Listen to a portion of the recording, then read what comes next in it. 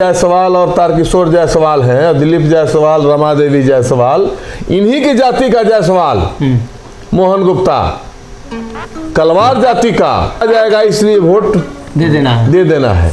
यह अब समाज नहीं सहेगा।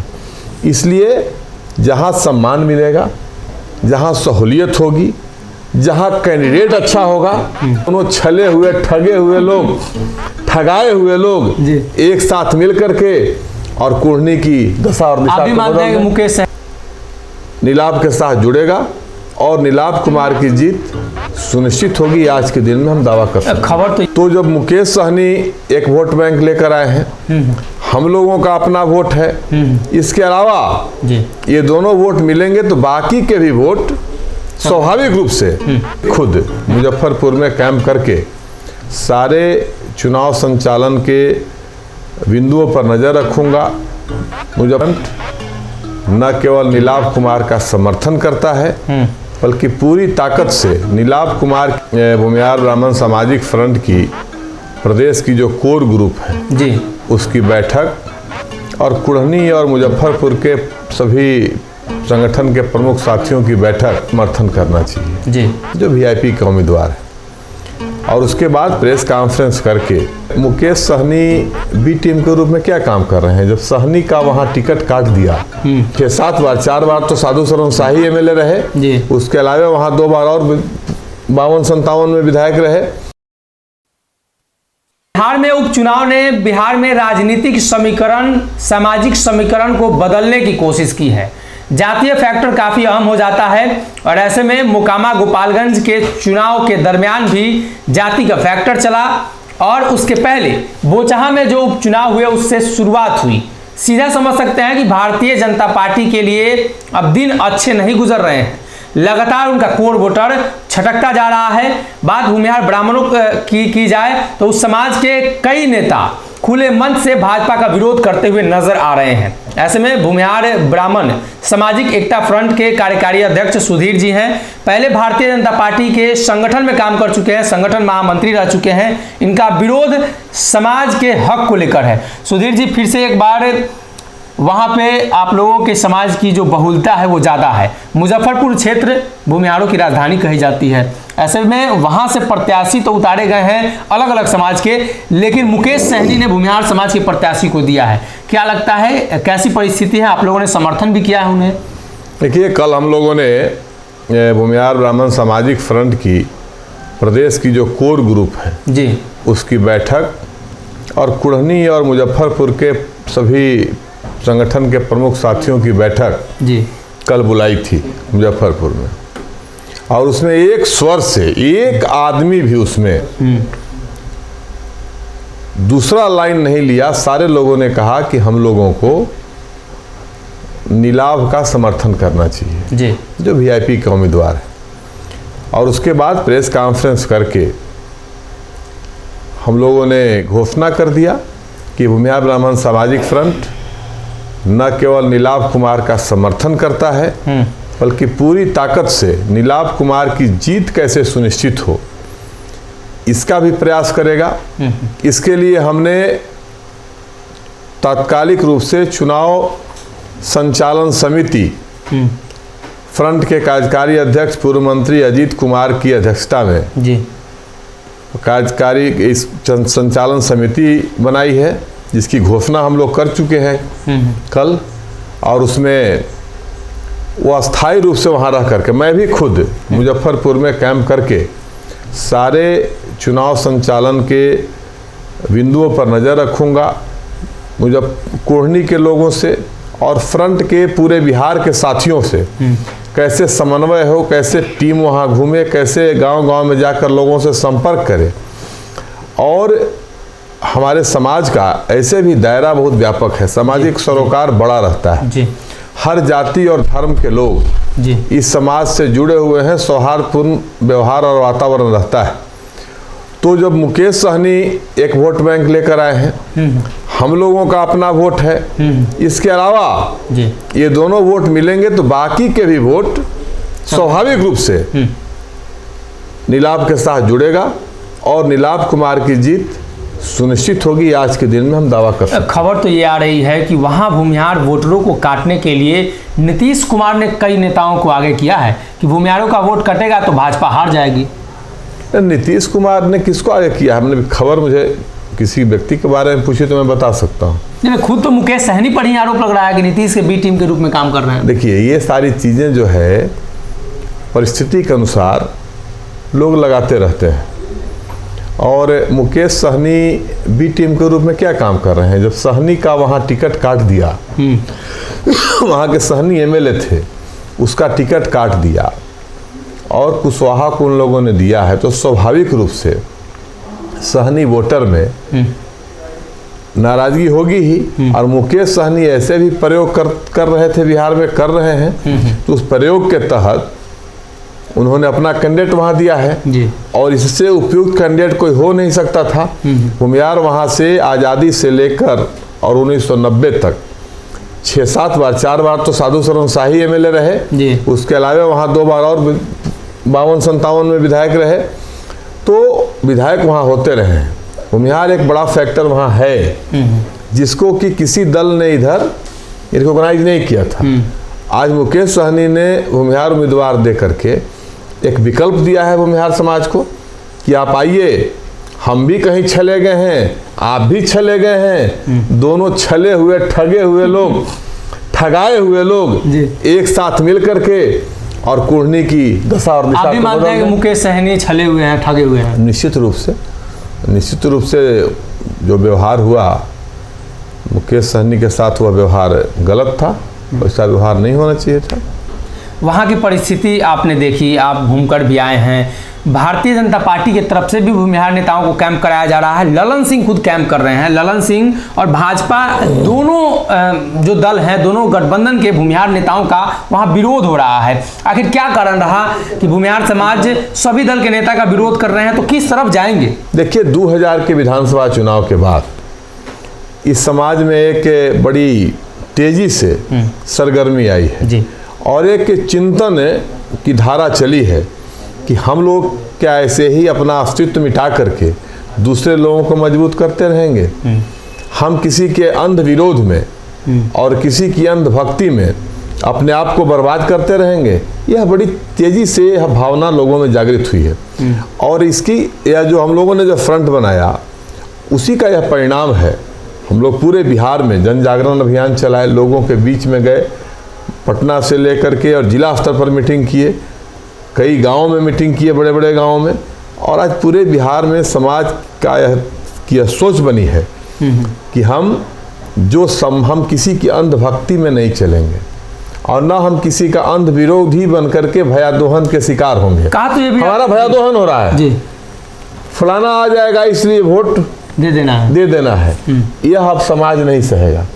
इसलिए जहाँ सम्मान मिलेगा, जहाँ सहूलियत होगी, जहाँ कैंडिडेट अच्छा होगा, इन सारी चीजों को देकर हम वोट करेंगे। बोचहा में मुकेश सहनी ने आपको सम्मान दिया इस बार? बोचहा स्वाभाविक रूप से दिया है और बोचहा में तो कोई भूमिहार उम्मीदवार नहीं था, लेकिन वहाँ अमर पासवान को लोगों ने वोट किया, इसलिए वो कैंडिडेट अच्छा था, सुटेबल लगा, लोगों को अच्छा लगा। यहाँ दो भूमिहार उम्मीदवार थे मोकामा में जी। लेकिन अनंत सिंह चूंकि समाज के लिए उस समय स्वाभिमान के प्रतीक मोकामा में हो चुके थे, तो 70% लोगों ने अनंत सिंह को वोट किया, उनकी पत्नी को। गोपालगंज में हम लोग चले जाते, 20% वोट मिला है भूमिहार का, मोहन गुप्ता को। हम लोग अगर चले जाते तो 75% से ऊपर वोट वहाँ ट्रांसफर हो जाता। ये 1700 की जीत, ये सब जो संजय जायसवाल और तारकिशोर जायसवाल हैं, और दिलीप जायसवाल, रमा देवी जायसवाल, इन्हीं की जाति का जायसवाल मोहन गुप्ता, कलवार जाति का, मात्र 1700 वोट से चुनाव हारा है। ये अपना वोट क्यों नहीं दिला दिया? वहां सारा कलवार वोट, सारा वैश्य वोट 75% चला गया मोहन गुप्ता को। ये बीजेपी के लोग क्या बात करेंगे? मलाई खाने वाले लोग लालू राबड़ी के शासनकाल में जमीन से लेकर के और राजनीतिक लड़ाई लड़ करके अपना सब कुछ गंवाने वाली जाति और जमात आज बीजेपी में ठगी की शिकार हो रही है। ये लोग मलाई खा रहे थे, कहां से संजय जायसवाल आए हैं? राजद में थे, राजद से चुनाव लड़े थे। क्या मुंह है, नैतिक अधिकार है इनको बात करने का? और नेता कौन होगा? तो वे लोग जो मलाई खा रहे थे, वहां भी भुगते हम 15 साल और यहां भी भुगते हम। यह क्या हमारी बदकिस्मती है। भाजपा ने वहां से भी बनिया उम्मीदवार को मैदान में उतारा है, हालांकि उनका जो सिटिंग सीट था इसलिए कि 700 वोटों का अंतर रहा है। लेकिन इसके अलावे भी कौन कौन से फैक्टर आपको लगते हैं केदार गुप्ता को उतारने के पीछे? देखिए, केदार गुप्ता को क्यों उतारा ही भाजपा जाने। वो 500-700 वोट से हारे थे तो उनको उतारा है बीजेपी जाने। लेकिन बीजेपी के नेतृत्व वर्ग को यह जवाब देना होगा कि आपकी साख क्या है। जिस भूमिहार समाज को, राजपूत को, ब्राह्मण को या दूसरी जातियों को जो बीजेपी के नाम पर आप कहने जा रहे हैं कि वोट दीजिए, नहीं तो लालू आ जाएगा, जंगल राज आ जाएगा, जो एक जुमला है, एक जो रटा रटाया चीज है, यह जवाब दें कि सासाराम में बनिया जाति का राजद का विधायक किसके वोट से जीता? शेरघाटी में वैश्य विधायक किसके वोट से जीती? मोरवा में वैश्य विधायक राजद का किसके वोट से जीता? बेलसंड में वैश्य विधायक किसके वोट से जीता? मधुबनी में वैश्य विधायक जो मंत्री हैं समीर महासेठ जी, वो किसके वोट से जीते? वैश्य समाज के लोगों ने उनको वोट किया, तब वे जीते। और गोपालगंज में 70%, ये सारे जायसवालों के रहते 70% वोट मिला मोहन गुप्ता को। इसके बारे में इनका क्या कहना है? किसको समझा रहे हैं? वहां भी मुकुंद प्रसाद प्रिंसिपल सेक्रेटरी के सरपरस्ती में सारे बढ़िया अफसरों की पोस्टिंग लालू राज में हो रही थी। वैश्य बिरादरी नहीं भुगती है, भुगते हैं हम। और ब्रजबिहारी प्रसाद, शंकर टेकरीवाल, रामचंद्र पूर्वे, विजेंद्र चौधरी, ये सारे लोग वहां भी मलाई खा रहे थे और यहां भी मलाई खाने के लिए सारे लोग पहुंच गए हैं। इनको यह बताना चाहिए कि आप सारे लोगों के दिल्ली से पटना तक राज होते हुए भी वैश्य वोट राजद में कैसे जा रहा है? और किसको कुंडली में समझाने जा रहे हैं कि केदार गुप्ता को वोट दीजिए, नहीं तो समाज का अस्तित्व खतरा में पड़ जाएगा। बाकी जो नेता बताएं, जो विजय सिन्हा और भी लोग जाने वाले वहां जो जा रहे हैं भूमिहार नेता, उनको जवाब देना चाहिए कि वहां भी महागठबंधन में भी हम भुगते हैं और बीजेपी में भी हम ही भुगत रहे हैं। अरे हम लड़ाई लड़े तब विजय सिन्हा लीडर अपोजिशन बने हैं और आज भी उनके कोई वक्त नहीं है। आज भी वहां नेता नित्यानंद राय बने हुए हैं, नेता संजय जायसवाल बने हुए हैं। कुर्सी दी हुई है, केवल कुर्सी है, उनकी कोई राजनीतिक हैसियत नहीं है। उनको एक तरह से कृपा करके बैठाए हुए हैं और उसी रूप में वो काम भी कर रहे हैं। तो हम लोगों की लड़ाई का प्रतिफल है विजय सिन्हा जी। एक ये सवाल रहेगा कि मुकेश सहनी ने कहा कि मलाह का मछली और बाभन का चावल, क्या बिहार में इस तरह की राजनीति संभव है? अगड़ी पिछड़ी जातियों के बीच बड़ी लंबी खाई है। कोई खाई नहीं रहती है, कभी अगड़ी पिछड़ी जातियों के बीच में कोई खाई नहीं रहती है। और हमारा समाज शुरू से प्रोग्रेसिव समाज रहा है। हम मुसलमानों के भी उतने ही प्रिय रहे हैं और पिछड़ी जाति और अनुसूचित जातियों के लिए भी हमारे समाज के हमारे पुरखों ने आगे बढ़ कर के काम किया है।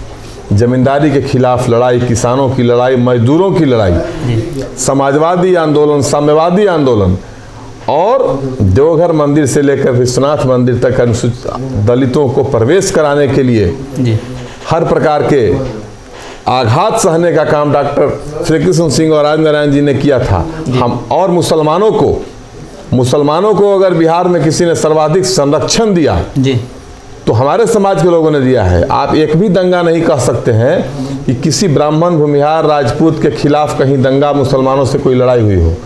तो हम लोग सबको साथ लेकर चलने वाले लोग हैं और कोई खाई नहीं है। खाई तो कुछ नेताओं ने पैदा कर दिया है और आज उस खाई को बार बार और चौड़ा करने की कोशिश होती है। इसलिए वह पुरानी बातें खत्म हो गई, कोई बैकवर्ड फॉरवर्ड नहीं। सब लोग अपने हिसाब से समीकरण बना करके, और हम लोग कहते हैं ना, सब जनता दल से हमारे विधायक होते थे, सीपीआई से होते थे, सीपीएम से होते थे। माले का प्रदेश नेतृत्व किसका है? आज भी माले का सेक्रेटरी कौन है?